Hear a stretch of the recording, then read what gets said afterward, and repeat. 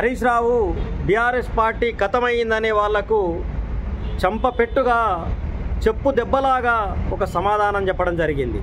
ఏ విధంగానంటే BRS party అనేది భూమి ఉన్నంత వరకు ఉంటుంది, తెలంగాణ రాష్ట్రం ఉన్నంత వరకు ఉంటుందని చెప్పి హరీష్ రావు చెప్పడం జరిగింది.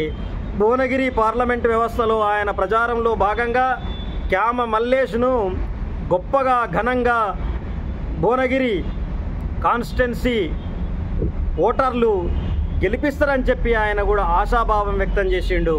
అట్నే కాదు, ఇక్కడ భువనగిరిలో పోటీ చేస్తున్నటువంటి కాంగ్రెస్ పార్టీ అభ్యర్థి ఎన్నో నేరారోపణలు ఎదుర్కొన్న వ్యక్తి అని, ఆయన పైన క్యామ మల్లేష్ విజయం సాధించడం చాలా సులభతరం అంటున్నాడు అని హరీష్ రావు వ్యక్తం చేయడం జరిగింది.